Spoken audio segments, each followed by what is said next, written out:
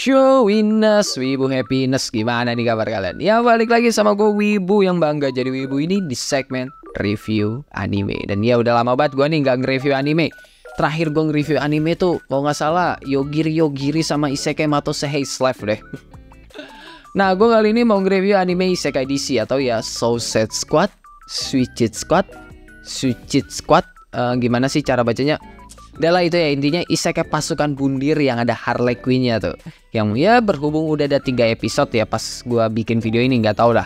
Pas video ini upload ada 4 atau 5 episode yang jelas. Pas video ini di record itu udah ada 3 episode dan ya 3 episode bisa lah nge-review gitu kan. Soalnya ada peraturan tidak tertulis gitu loh. Lihat dulu 3 episode bagus atau tidaknya ya kan. Kalau bagus lanjut, kalau tidak ya udah skip. BTW gue curhat dikit nih ya. Gue nonton isekai pasukan bundir ini sampai 3 kali biar bener-bener bisa nge-review secara keseluruhan lah, bisa dapat poin-poinnya gitu loh. Yang berhubung gue juga nggak ngikut DC Universe gitu kan, dan ya gue bener-bener clueless juga soal DC Universe. Yang gue tahu paling yang Batman, Superman, Wonder Woman, Joker, Harley Quinn, udah itu doang yang gue tahu. Sisanya mah nggak tahu sama sekali. Dan ya film DC yang pernah gue tonton juga cuma Batman yang awal sama Joker doang gitu loh. Udah selebihnya nggak pernah gitu. Jadi ya penilaian gue ini bener-bener ya sebagai orang yang nggak ngikutin DC Universe itu. Tapi sebelum ke reviewnya gue mau kasih tahu dulu. Lu bisa gabung ke membership warga Isekai kalau lu ya pengen dukung gue atau ya lu pengen nikmatin konten storytelling dari cerita original buatan gue kayak Isekai no Shiroi Ansatsu Segoji sama Ninaru, The Zero Esper dan High School DxD Phantom Ballet. Yang kalau lu belum nonton, lu bisa nonton dulu kocok secara gratis. Link playlistnya gue taruh di deskripsi. Nah, isekai pasukan bundir, jujur aja nih ya, ini tuh kayak ngebawa cerita baru dan suasana baru di kalangan anime isekai yang banyak banget. Tapi ya mayoritasnya pada busuk. Apalagi kalau kita ngomongin ya DC gitu kan ya, pasukan DC masuk isekai kan belum ada. Makanya ya ini kayak ngebawa cerita baru aja. Tapi ya kalau dibilang fresh ya enggak juga. Karena kalau ngomongin soal squad atau kelompok yang dikirim ke isekai ya udah banyak. Ambil contoh kayak Mondai Jitachi, Get Jitai, 7 orang jenius yang dikirim ke isekai. Dan ya masih banyak lagi lah anime isekai squad yang ya dikirim ke isekai. Makanya ya nggak bisa dibilang fresh lah soal anime di sini. Dan ya yang jadi daya tarik awalnya pasti kan bukan karena ceritanya yang fresh, tapi karena DC-nya itu. Dan DC-nya itu juga yang ngejual anime ini. Tapi ya gue yang awalnya cukup skeptis nih ya sama anime isekai Suicide Squad. Karena ya gue kan gak terlalu suka DC atau ya lebih tepatnya film-film Amerika lah. Gue kurang suka gitu. Makanya ya gue agak skeptis nih waktu nonton ini. Tapi setelah gue tonton gue malah suka sama konsep cerita yang dikasih. Secara konsep bisa dibilang ringan, tapi sebenarnya gak seringan itu juga kalau lu perhatikan dengan detail. Pertama kita mulai dari konsep isekainya ya. Yang biasanya kan kalau ke isekai antara mati atau dipanggil ke isekai. Sedangkan isekai pasukan bundir itu malah dipaksa dikirim ke isekai biar bisa ngambil SDA yang ada di isekai. Episode 1 sih ada portal-portalan ya, tapi kita nggak dikasih lihat waktu mereka masuk portal tuh. Dan kalau ngomongin soal portal ya kan, ya udah ada contohnya sih kayak isekai Digit Skill gitu. Tapi ya jelas beda lah, isekai Digit Skill kan ceritanya berputar di MC-nya aja. Sedangkan ya isekai pasukan bundir kan gak gitu loh. Ya emang pusatnya ada di Harley Quinn, tapi karakter lainnya kan juga dapat spot. Malah pas gue nonton episode 1, gue itu malah langsung keingatannya sama Get Jitai gitu, bukan sama isekai Digit Skill. Karena secara konsep cerita ya kan itu hampir mirip gitu. Ya nggak mirip banget sih, cuma hampir aja. Soalnya ya yang ini ya yang dikirim para kriminal gitu loh. Nah, konsep sihir di anime ini atau ya di anime isekai pasukan bundir ini gue juga suka gitu. Karena ya selama 3 episode ini gue nggak nemu gift-giftan kekuatan OP kayak kebanyakan anime isekai. Karena mayoritasnya kalau kita ngomongin isekai, CMC itu di gift kekuatan sama suatu karakter tertentu. Tapi ya di sini nggak ada gitu loh. Terus gue juga suka tuh sama konsep bom yang ditanam di Harley Quinn dan yang lainnya. Yang nandain kalau mereka itu bener-bener jadi bahan eksperimen dan budak pasukan intelijen biar ya mereka nggak bisa ngelawan. Apalagi di episode 3 udah dijelasin gitu kan kalau sebelum Harley Quinn itu ada Suicide Squad lain yang dikirim juga tuh ke isekai. Nah mereka itu memberontak karena ya nggak ditanemin bom gitu loh. Dan itu logis buat gue ketika Harley Quinn ya ditanemin bom gitu. Yang berarti ya Amanda itu ya nggak mau mengulangi kesalahan yang sama dan belajar dari kesalahannya. Terus gue juga suka nih sama konsep awal ceritanya yang make sense banget gitu. Pas pasukan bundir itu sampai ke isekai yang ya mereka itu malah di penjara gitu. Terus di dalam penjara ada pertikaian juga tuh sama orc yang juga narapidana di situ. Karena ya kemungkinan hal itu terjadi 90%. Beda sama isekai kebanyakan ya yang malah ya bisa hidup santai, tentram, nggak ada yang mau ngusik dan ya gampang banget dapat koneksi gitu. Ya lu lihat aja lah di episode 1 mereka itu ngelawan orc tuh kan, Suicide Squad ngelawan orc. Dan ya pasukan kerajaan bukannya bilang makasih, mereka malah dipenjara. Dan ya menurut gue itu cukup masuk akal gitu. Karena ya pasukan kerajaan kan gak kenal siapa mereka. Pasukan kerajaan juga ya nggak bisa berkomunikasi sama mereka karena bahasanya beda gitu loh. Apalagi di saat suasana perang kayak gitu. Dan juga ya ratunya itu nggak percaya sama Suicide Squad soalnya ya kurangnya informasi itu. Jadi ya masuk akal banget Suicide Squad di penjara kayak gitu loh. Karena ya kalau mikir secara logis, Suicide Squad pasti dikira sebagai mata-mata dari pihak musuh atau ya pihak ketiga yang tidak diketahui gitu. Terus gue juga suka sama konsep Harley Quinn dan yang lainnya itu nggak bisa bahasa isekai. Karena bahasanya yang beda dan ya itu konsep yang bagus gitu. Karena ya biasanya kan orang ke isekai itu langsung paham tuh sama bahasa yang ada di isekai. Yang harusnya beda dong. Lain hal kalau misalnya ada gift atau ya makhluk superior yang dikirim ke isekai. Mereka bisa langsung paham karena ya adanya sihir bahasa atau ya mungkin pemahaman bahasa atau malah auto translate gitu. Yang intinya ya selama mereka masih orang biasa gitu kan, belum paham sihir-sihiran terus dikirim ke isekai, ya normalnya mereka nggak paham sama bahasa yang ada di situ. Makanya ya gue suka banget nih waktu episode 3 pas si Rick ngobrol sama NPC yang bernama Cecil. Yang di situ ada miskomunikasi soalnya Rick itu belajar bahasa isekai dari para monster. Yang pasti secara bahasa itu bakal kasar banget kan. Dan Rick juga nggak tahu nih bahasa kasar itu kayak apa sih, dan ya yang halus juga kayak apa dia nggak tahu gitu, clueless. Makanya ya di situ ada miskom lah, dan itu yang gue suka karena kesannya Rick itu kayak apa ya, kayak ngehina Cecil gitu, padahal bukan itu tujuannya. Jadi konsep miskomunikasinya itu dapat banget di situ. Dan secara konsep emang masih komedi gitu, tapi ya kalau ditelaah lebih jauh lagi ya ini yang bakal terjadi kalau lu nggak belajar bahasa dengan baik dan benar. Apalagi ya pas mereka dapat pemahaman bahasa tuh yang ada di episode 3 juga. Yang di situ kita jadi ngelihat dua sisi. Kalau lu komunikasinya tepat seperti apa, kalau lu miskomunikasi itu seperti apa. Karena dasar dari negosiasi ya komunikasi yang tepat dan bahasa yang bagus. Dan hal itu yang jarang ada di anime isekai kebanyakan. Tapi yang paling gue suka dari cerita ini adalah Harley Quinn-nya sih. Asli Harley Quinn tuh bener-bener ngegendong banget di cerita ini. Selain DC-nya ya, Harley Quinn-nya itu bener-bener wah ngegendong banget lah. Dan bisa gue bilang kasta atau hierarki tertinggi ya kan di cerita ini ya Harley Quinn-nya. Karena kalau lu perhatiin itu Harley Quinn yang paling menonjol. Mulai dari pembawaan karakter, detail karakter, desain karakter, dan voice acting-nya itu wah.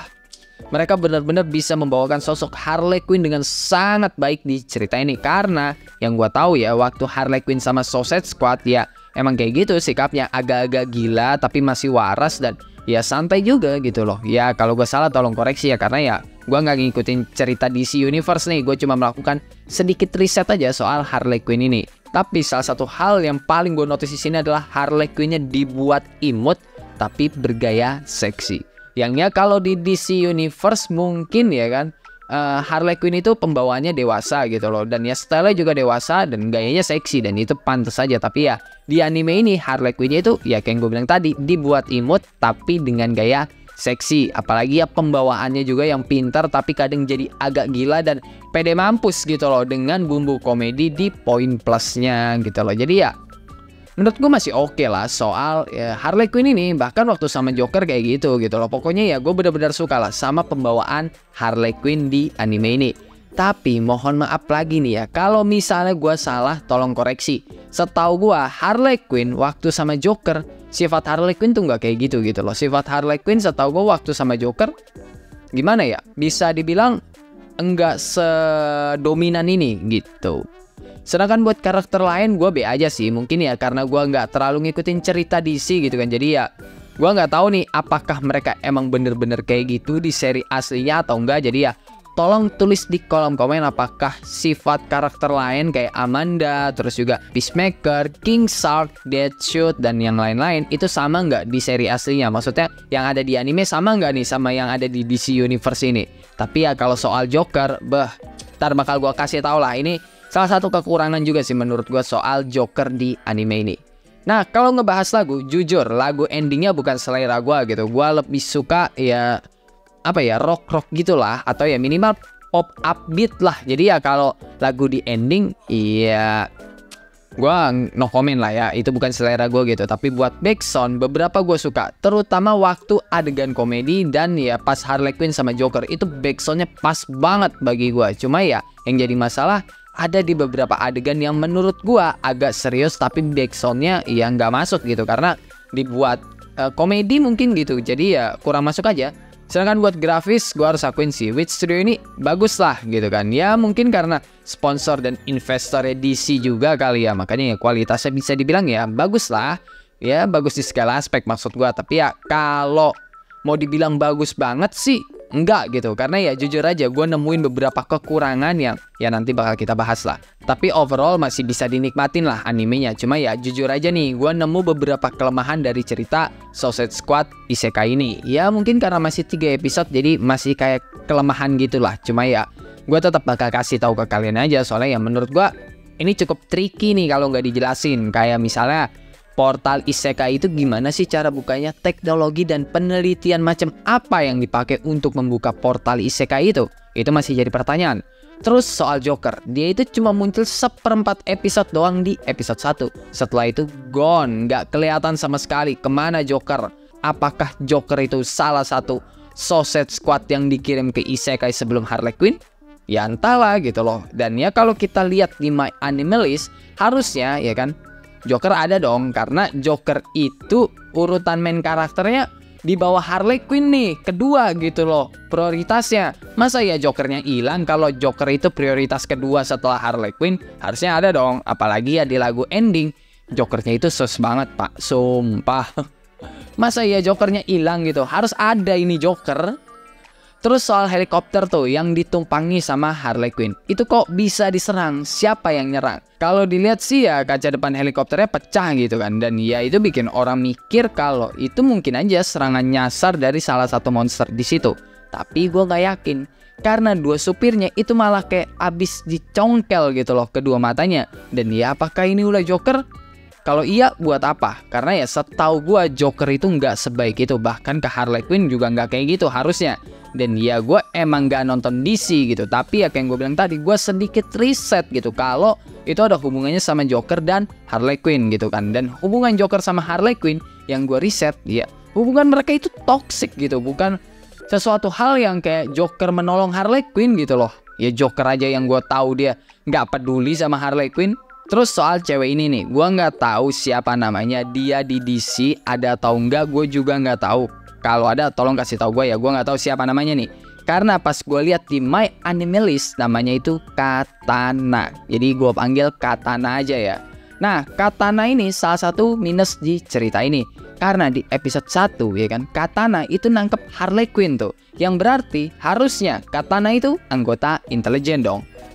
Tapi kan di episode 3 dikasih tahu tuh, sebelum Harley Quinn itu ada Suicide Squad lain yang lebih dulu yang dikirim ke Isekai. Atau ya mereka narapidana juga lah yang dikirim ke Isekai sebelum Harley Quinn. Dan salah satunya adalah Katana. Dan yang jadi pertanyaan, kalau si siapa Katana itu narapidana, kok di episode 1 dia nangkep Harley Quinn? Itu yang masih jadi pertanyaan gue setelah menonton episode 3.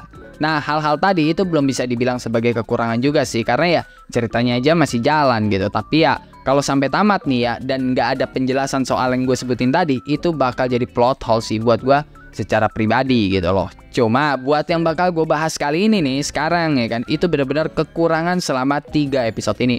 Pertama soal Joker, tadi gue udah bilang beberapa kali soal Joker itu kekurangan. Asli gue itu nggak dapet kesan psikopat sama sekali dari Joker. Buat gue yang nonton Batman dan Joker, kesan Joker di anime ini itu nggak ada psikopat-psikopatnya pak. Ditambah hubungannya sama Harley Quinn juga yang kayak kesannya hubungannya baik banget gitu kan. Tadi kan gue udah bilang tuh ya, kalau gue sedikit melakukan riset nih soal Joker dan Harley Quinn. Dan yang gue tahu hubungan mereka itu bukan ke arah hubungan romantis, tapi ke ranah hubungan toksik. Yang gue tahu dan yang gue dapat seperti itu. Dan selama 3 episode ini, gue malah dapat gambaran hubungan mereka tuh romantisme psikopat gitu loh, bukan toksik. Dan yang gue tahu, salah satu hobinya Joker ya kan, ya itu mukulin Harley Quinn gitu loh, KDRT. Tapi di anime ini, ya itu malah kayak Harley Quinn gitu loh yang mendominasi hubungan mereka. Makanya gue kaget banget pas riset hubungan Joker dan Harley Quinn. Yang gue kira emang Harley Quinn gitu yang lebih dominan, tapi ternyata harusnya Joker yang lebih dominan dan harusnya hubungan mereka itu toksik, bukan romantisme psikopat.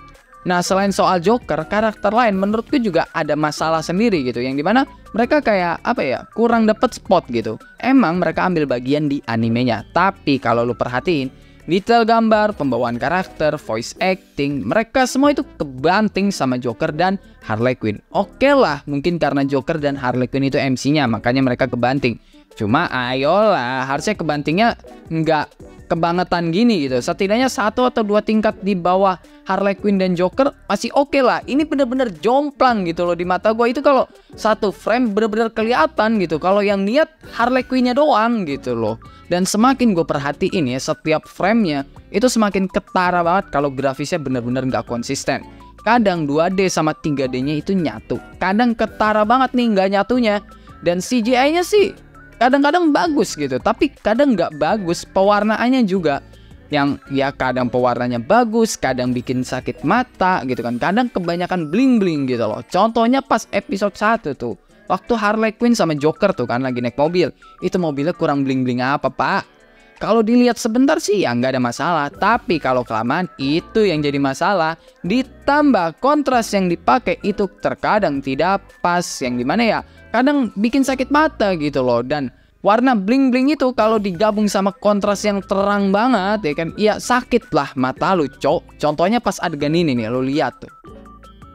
Jujur aja koreografi sama angle kameranya sih gua nggak ada masalah ya, kalau pewarnaan dan kontrasnya tepat. Ini masalah kontras sama pewarnaannya udah mengkombinasi sakit mata gitu. Dan motionnya juga nih kadang bagus kadang busuk. Contohnya pas Harley Quinn ngelawan Katana.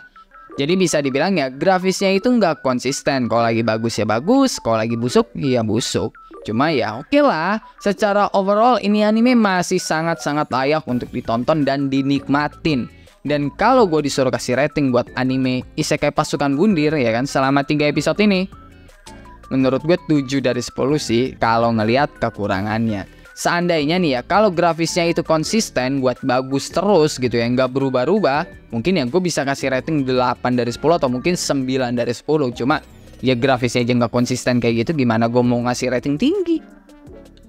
Dan ya itulah review anime Pasukan Bundir ke Isekai dari gua. Kalau misalnya lu punya pertanyaan, pendapat, saran, requestan atau bacotan-bacotan gak penting lu pada lu bisa tulis di dalam kolom komentar. Kalau lu suka sama kebiasaan dalam cerita anjir. Kalau lu suka sama bacotan gua kali ini, lu bisa tekan tombol like. Kalau lu nggak suka, lu juga boleh dislike. Gue nggak maksa lu kocok buat tekan tombol like. Dan jangan lupa buat ngopi hari ini. Sampai jumpa di video selanjutnya and bye bye.